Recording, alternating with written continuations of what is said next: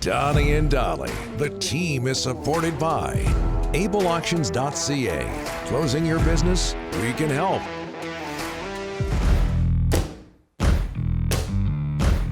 All right, thanks for that warning, Ryan. Appreciate that. Derek, you too. Heads up. It's Monday, and all of our guests today are sponsored by Passant Motors. Celebrate Father's Day as we continue to celebrate Father's Day at Passant with some amazing deals. Visit their showroom in Surrey or shop online at passantmotors.com. BASANT Motors.com. NHL draft goes Wednesday and Thursday in Nashville, Tennessee. And here to talk about that, Assistant Director of Scouting for McKeen's Hockey, very well respected, Derek Neumeier. Derek, thanks for doing this. How are you, sir? Hey, thanks for having me. I'm doing well. You know, it's an exciting week. It's the culmination of a lot of hours of work spread across not just this season, but last year as well, with a lot of these players that I've been watching since then. So it's an exciting time, and the next couple of days can't come fast enough. It's like Christmas for you, and for a lot of us. Hey, Derek, I'm looking at, and I don't know, if this is how you feel, or if it's a collective effort. But McKeen's 2023 NHL Draft final rankings, and the Canucks pick 11th, and a lot of people in this market would love to see them grab a defenseman.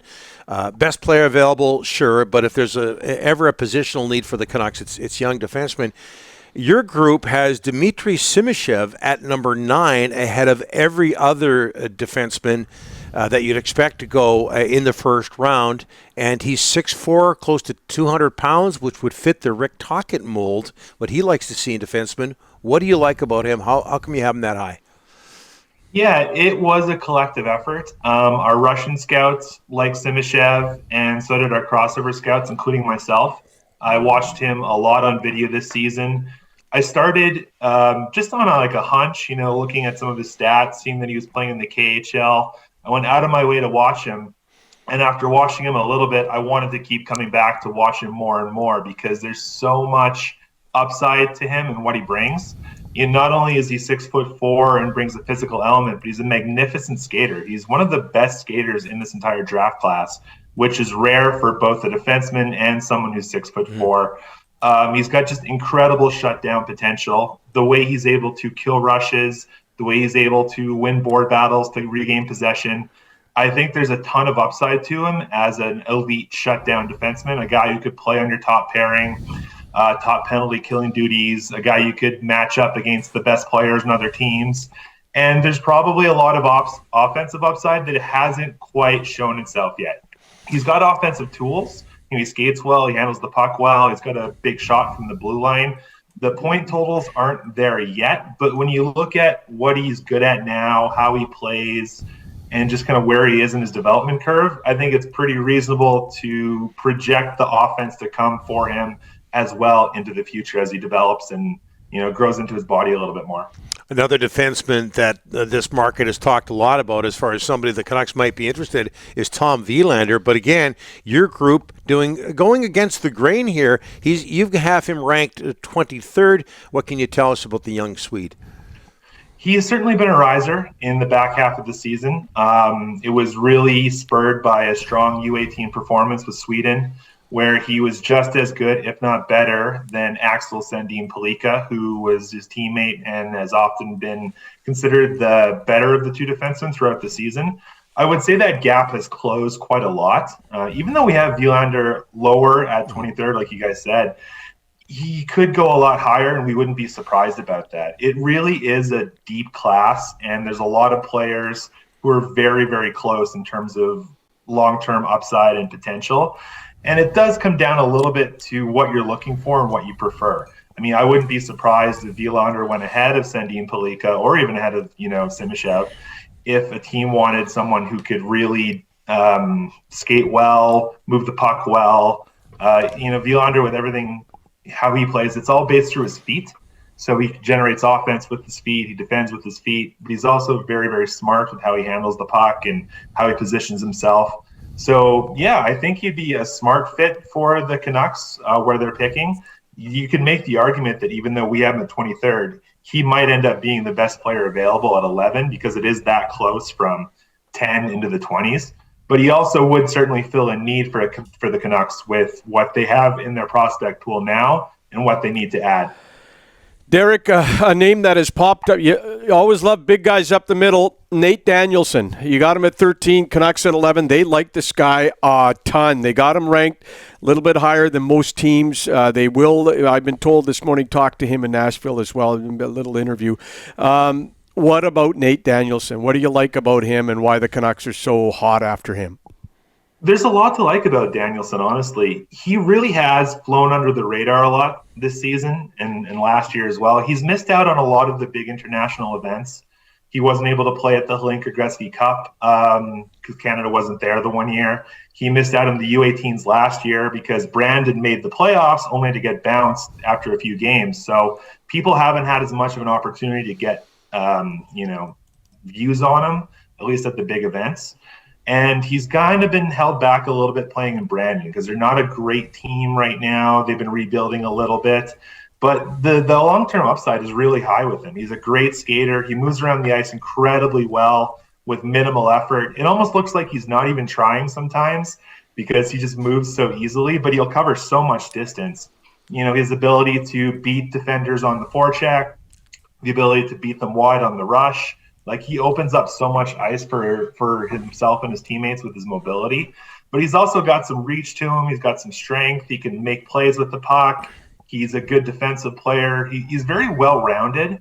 He might not be the type of player who, scores 70 or 80 points in a season. I don't know if he's necessarily a high-end offensive creator, but he's a guy that teams just win with. He carried Brandon as much as he could take them this season, even though they missed the playoffs, but it wasn't for a lack of trying on his part.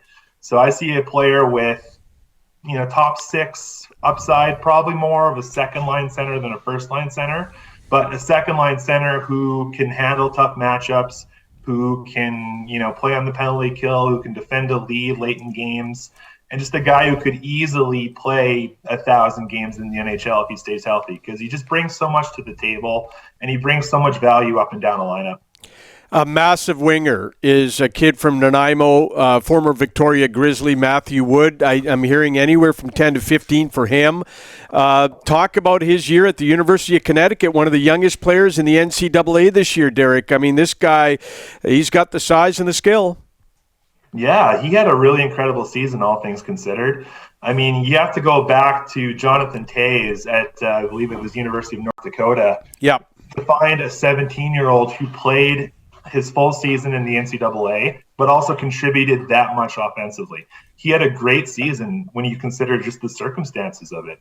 I mean, some players, if they're a late birthday, they'll, play a year before college, and then in their draft year, they'll be in the NCAA. But this year, Wood, he was 17 turning 18, youngest player in college, scored at almost a point per game pace, which is incredible. And I think it's been good for him to be there. He's always had a lot of skill. He's always had the natural advantage of his size, but he's had issues with his skating and a little bit with his strength and conditioning. So going the college route has been great for him because he's had a lot more time to focus on his off-ice training, more time in the gym. It's helped improve him overall as an athlete. And I think the package there is pretty appealing. I mean, everything about his game is really, really good with the exception of his skating. His skating should keep getting better with the added time for training in college. And even if it doesn't become super high-end, you see players in the NHL right now who are very successful despite being below average skaters. So when I look at Matthew Wood, he reminds me a lot of someone like Jason Robertson. I can't guarantee he'll be as good as Robertson in the NHL, but it's a very similar type of play style, similar strengths, similar weaknesses, and a little bit of Leon Draisaitl as well. Another guy who's big with tons of puck skill, tons of offensive sense. Not the best skater, but all the other tools can help overcome some of the deficiencies with the mobility. Yeah. So that's the sort of player I see when I watch Matthew Wood play. Yeah, Mark Stone, not the greatest skater in the world, and last time I checked, he was lifting a Stanley Cup. Hey, Derek, before we let you go, I believe you're situated in Calgary. I got that right? Yep. Why do all the Flames want out of that town? They got rid of Sutter. I thought that would be good enough. I mean, sometimes you want a fresh start from a bad situation. We'll see what happens with the new coaching staff, what happens with Craig Conroy as the GM. it's hard to say. Once something's been fractured, it can be kind of hard to put it back together. Maybe there's some hard feelings with the organization at large, beyond just Daryl Sutter. And it's tough in the sense because you don't know where the Flames are right now. Are they going to rebuild? Are they going to try and keep the players they have and push for a strong season? Hope you can maybe sign a bunch of them in the off season if the team does well. It's a little tumultuous. There's a little bit of turbulence, and I think some players might want to find a different environment that's a little more clear where their organization is and where it's going. I mean, if you're someone like Tyler Toffoli and Noah Hannafin, you guys want to win a cup. Is Calgary going to be a team that you can win a cup with in the next 3 years when there's that possibility that they might try and tear things down and rebuild? It's hard to say. So there's going to be a lot of eyes on the Flames over the next few weeks because they have a lot of tough decisions to make, and the franchise could go in a lot of different directions from here. We've heard that before in Vancouver. Hey, thanks for that, Derek. We appreciate it. We'll get you back on the show. Thank you so much. Love to. Always good. Thanks, guys.